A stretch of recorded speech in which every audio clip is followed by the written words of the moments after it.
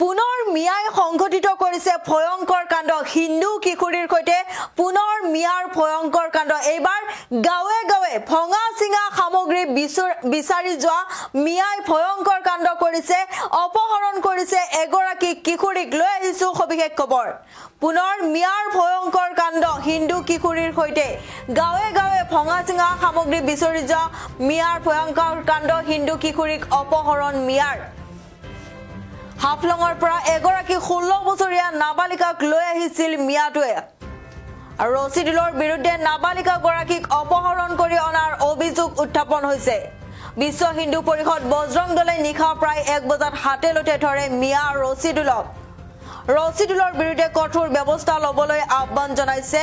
দলটোৱে সংগঠনটোৱে পুনৰ মিয়াই ভয়ংকৰ কাণ্ড সংঘটিত কৰিছে মিয়াই পুনৰ হিন্দু কিশোৰীৰ সৈতে সংঘটিত কৰিছে ভয়ংকৰ কাণ্ড এইবাৰ গাঁৱে গাঁৱে ভঙা চিঙা সামগ্ৰী বিচাৰি যোৱা মিয়াই হিন্দু কিশোৰীক অপহৰণ কৰি লৈ আহিলে হিন্দু কিশোৰীক অপহৰণ কৰি আনিছে ৰচিদুলে এয়া আমি স্ক্ৰীনত দেখাই আছো এয়া হৈছে ৰচিদুলে গাঁৱে গাঁৱে ভঙা চিঙা বিচাৰি গৈছিলে আৰু ভঙা চিঙা বিচাৰি গৈ ভয়ংকৰ কাণ্ড কৰিছে এগৰাকী হিন্দু কিশোৰীক অপহৰণ কৰি লৈ আহিছে ৰচিদুলে পুনৰ মিয়াৰ ভয়ংকৰ কাণ্ড অসমত এইবাৰ এগৰাকী হিন্দু কিশোৰীক অপহৰণ কৰি লৈ আহিছে মিয়া ৰচিদুলে গাঁৱে গাঁৱে ভঙা চিঙা সামগ্ৰী বিচাৰি যোৱা মিয়াই এইবাৰ ভয়ংকৰ কাণ্ড সংঘটিত কৰিছে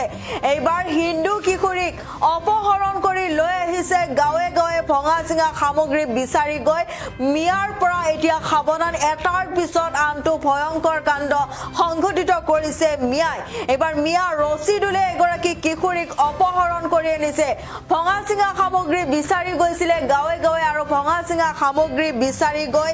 এইবাৰ এগৰাকী কিশোৰীক অপহৰণ কৰি লৈ আহিছে বিশ্ব হিন্দু পৰিষদ বজৰং দলে নিশা প্ৰায় 1 বজাত হাতেলতে ধৰা পেলাইছে মিয়া ৰচিদুলৰ বিৰুদ্ধে কঠোৰ ব্যৱস্থা লবলৈ আহ্বান জনাইছে চৰকাৰক ইতিমধ্যে লাভ জাহাদৰ বিৰুদ্ধে কঠোৰ হৈ পৰিছে চৰকাৰ মিয়াৰ বিৰুদ্ধে কঠোৰ হৈ পৰিছে চৰকাৰ তাৰ পিছতো কিন্তু একাংশই ভয় নকৰে হিমন্ত বিশ্ব শৰ্মাৰ কঠোৰ নিৰ্দেশক কেৰেপ নকৰে আৰু এইদৰে মিয়াই এটাৰ পিছত আনটো ভয়ংকৰ কাণ্ড সংঘটিত কৰি গৈছে এবাৰ গাঁৱে গাঁৱে ভঙা চিঙা বিচাৰি যোৱা মিয়াই ভয়ংকৰ কাণ্ড কৰিছে হিন্দু কিশোৰীৰ সৈতে গাঁৱে গাঁৱে ভঙা চিঙা সামগ্ৰী বিচাৰি গৈ এইবাৰ কিশোৰীক অপহৰণ কৰি লৈ অহাৰ অভিযোগ মিয়া ৰচিদুলৰ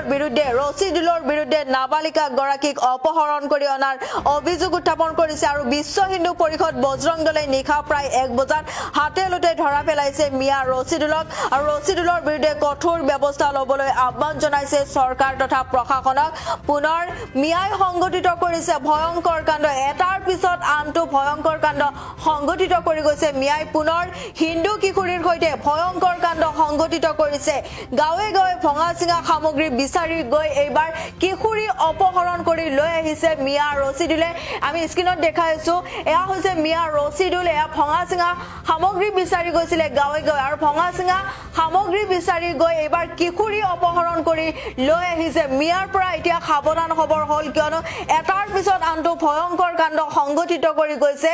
এইবাৰ ভঙা চিঙা সামগ্ৰী বিচাৰি যোৱা মিয়াই কিশোৰী অপহৰণ কৰি লৈ আহিছে হাফলঙৰ পৰা এগৰাকী 16 বছৰীয়া নাবালিকাক লৈ আহিছিলে মিয়াটোৱে ৰচিদুলৰ বিৰুদ্ধে নাবালিকা গৰাকীক অপহৰণ কৰি অনাৰ অভিযোগ উত্থাপন কৰিছে বিশ্ব হিন্দু পৰিষদ বজৰং দলে নিশা প্ৰায় 1 বজাত হাতেলতে ধৰা পেলাইছে মিয়া ৰচিদুলক আৰু ৰচিদুলৰ বিৰুদ্ধে কঠোৰ ব্যৱস্থা লবলৈ আহ্বান জনাইছে মন্তব্য আছে আমি শুনাই লৈছো